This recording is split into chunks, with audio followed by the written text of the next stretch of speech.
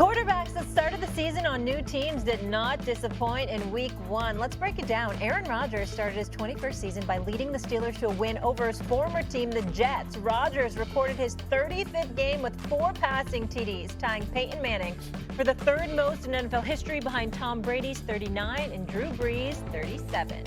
In that same game, Justin Fields was on the other side of the ball making his debut for the Jets. Fields became the 3rd player in franchise history with a passing touchdown and 2 rushing touchdowns in the same game. And Daniel Jones impressed for the Colts, leading the team to its first season-opening win since 2013, becoming the first team to score on every possession of a game since 1978. With Danny Dimes throwing 1 touchdown and running in 2 with his legs. Stephen A., which was most impressive with you with their new team? I'm going to have to say Justin Fields. You know me, I love me some Aaron Rodgers. He's a bad man. He showed back up. Y'all must have forgot. Make no mistake. I got that part. I got that part. Here we go. Here we go. You must have forgot. But yeah, because you were very, very cruel. You were not very nice to Aaron Rodgers. I want to be very, very clear about that. You understand? So I expect you to be nice at least this week. At least this week. Well, you don't know me. You don't know me. You should be. You should be nice. You don't know me. I didn't mean I expected. I mean, you should be. I do know. You know what I'm saying? I do know. But I will tell you this. Justin Fields shocked the hell out of me. Because he was throwing some dimes out there now. He wasn't just running with the football. He was throwing some dimes out there. The offense was moving. I'm paying attention to extra because obviously he's your new offensive coordinator. Came over from Detroit, wanted that offensive coordinator job. Dan Campbell chose Morton instead of him. Yeah. So we got to keep our eyes on New York compared to Detroit for that reason alone. Because if Detroit continues to suffer this year, that means Dan Campbell made the wrong call. Sure. Okay? In terms of not picking extra instead of this guy Morton. But I'm looking at the Jets offense. I expected with Aaron Glenn being the head coach for the Jets defense to be what we thought they were going to be coming in the last season. I expected them to be the ones making noise. But the Steelers was moving the ball up and down the field on them. And the Jets were right there. Breece Hall running the football well. Garrett Wilson, you know he could ball. Justin Fields. I didn't expect that. And I say this much. If Justin Fields had looked like that, I would have been like, if he continues to look like that, I'd be looking at the Steelers like, what the hell you let him go for? Even though you got Aaron Rodgers, I'd be like, what the hell you let him go for? Right. I mean, he's considerably younger. The brother's doing this. What the hell you let him go walk out the building for? That's the kind of performance he put forth. So I would say it was him. I'm going Daniel Jones here. I think what I saw, and I was at the game for Mr. Irsay, yes. They put in him. So the control he had of the offense, and Molly, you said it in the clip. Every possession they scored, like that is insane. I don't care who you're playing in. I don't care who you're playing in NFL. That is hard to do, and that they scored in every possession. And the way that he led the football team, I think it was his 2nd or 3rd pass, he airmailed. After that, every pass was either on target or really close to being on target. He got Warren involved early, which is the new tight end who lit it up. He got Pittman involved. He got Pierce involved. He got he was getting everybody touches, some which way. Taylor got a couple catches. So I like that he kind of moved the ball around, but he just felt very in control. And I think Steichen does a great job of making the offense simple, but looking a little more difficult. But I thought Daniel Jones, especially getting run out of New York, going and sitting and watching, and then coming to a new program and battling with AR for the whole preseason, and then taking it over. I thought he looked fantastic. And I think when I think about the Colts, I like what Fields did. I would tell you, I think the upside for the Colts is bigger than the Jets, and that's the other reason why I think it was a bigger performance. I'm gonna let CC go first, but I'm gonna come back to you because I got a couple questions about the Colts. All right. Yeah, I don't know that I agree with that. The upside of the Colts being higher than the Jets. This season, I'm talking about this season. I still don't know what I agree with that. Yeah, I think the Jets are right there in terms of being able to be the 2nd best team in the AFC. I think the Jets can be that good. And a big part about it is how well Justin Fields played. I mean, Justin Fields, we know about his ability as a runner, right? He's never been a starting quarterback on a team that hasn't been in the top 10 in rushing. His first 3 years in Chicago, they were only 2nd to the Baltimore Ravens in terms of rushing during that span. Right. Last year, first 6 games with the Pittsburgh Steelers, they were 7th in that 6-game span in rushing. Yeah. I'm not surprised that they came out and were able to run the football with him as their quarterback. What did surprise me is his evolution as a passer. And it's not just dropping back in being able to throw every now and again. The guy excelled in situational football, and that's really where you want your passing game to thrive. He was 4 or 5 on third downs in completing 3 first downs, and then against the blitz, he was 5 of 8 for 87 yards and a touchdown, including the big ball over the top to Garrett Wilson. When your quarterback can give you those types of elements, that's exactly what you're looking for. So yeah, I think the upside for the Jets is a lot higher than the Indianapolis Colts. Really? And if I'm being honest, I walked away from that game on Sunday more impressed with how Justin Fields played than I did with Aaron Rodgers. I agree with that. That's why I said I had to give love where love was due in terms of that. Plus, we got to also remember the Jets, bottom 10 in the league in scoring over the last 9 consecutive years. Right. I mean, that's pretty damn bad. You got a revamped offensive line right now, so that's something to look at as you monitor their offense going forward. Defensively, the only good thing that you can say is that Sauce Gardner pretty much shut down DK Metcalf.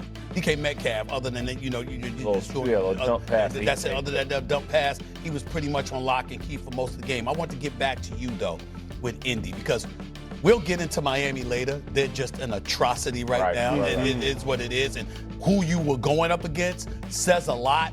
But when you look at Steichen and what he brings to the table, I think it was a death knell for Anthony Richardson's career possibly when Daniel Jones wins the starting job.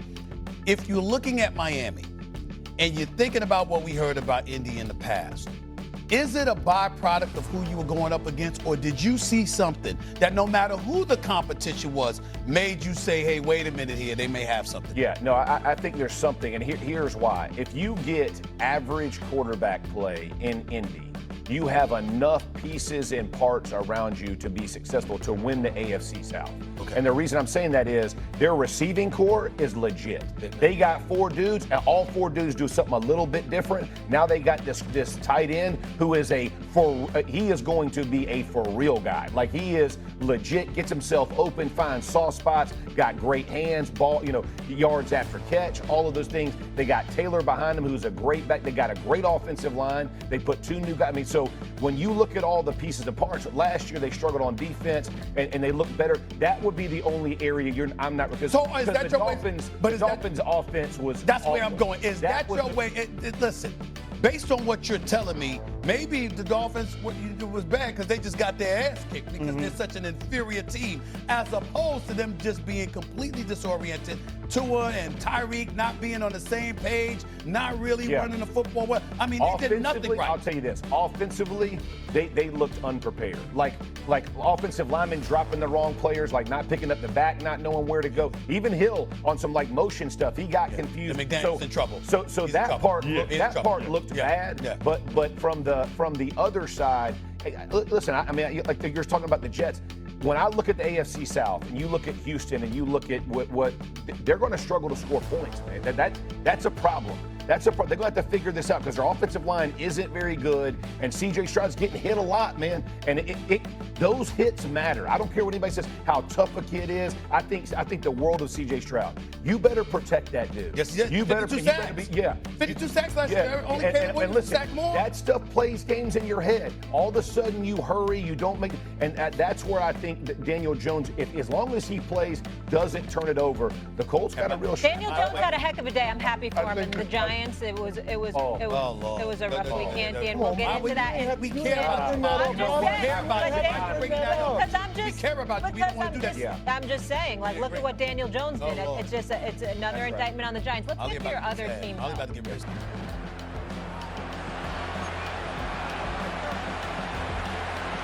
This is 1st and 10. They'll motion over Samuel.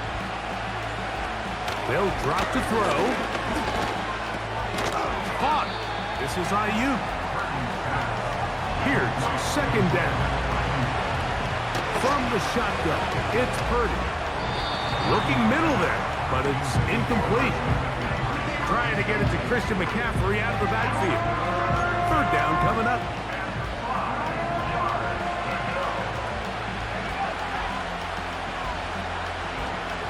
Out of the gun, it's Purdy. Has his man, it's Samuel. And he's in into the end zone yet again. Deebo Samuel. Touchdown, San Francisco. Make it 4 touchdowns for him on the afternoon. So that one, his 4th touchdown catch of the game. That is one behind the single-game NFL record. And he will get in for the 2. They open up the bag of tricks on the goal line and add a pair of points. Nothing fancy here. This was old-school throwback smash-mouth football, and they were able to pick up the 2-point play.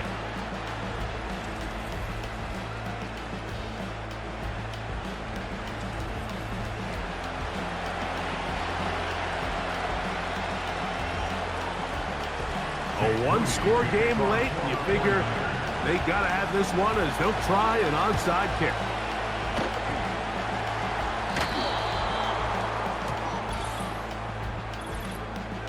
Illegal touching, offense.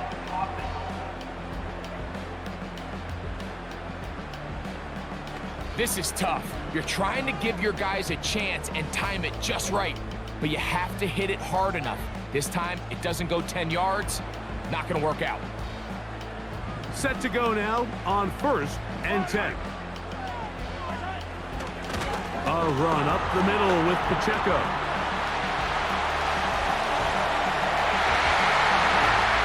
The speed on display. He's in. Isaiah Pacheco. Touchdown, KC. Big play out of the running game as the back accelerates all the way to the house for the rushing touchdown. And Mike, when we talk about burst, that's what we're talking about. And they told us all week, be ready for this guy. He's got something special to him, and that long touchdown there is exactly what they're talking about. Here's the Chiefs and Mahomes lining up to add on 2 more. They'll run with Pacheco. And he's going to go backwards on that one. They take him down back at the 6-yard line. I don't love the call. I mean, all week you practice these gotta-have-it plays. Every call sheet, Mike, has 3 or 4 plays that are down here in the goal line that could also be used as 2-point plays. I think to simply turn it around and just hand the ball to your running back, gotta be a little bit more creative. That's a big missed opportunity.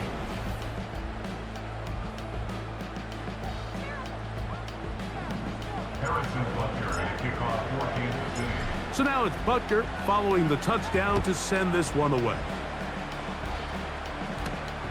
A return now from the 4. And he'll be brought down just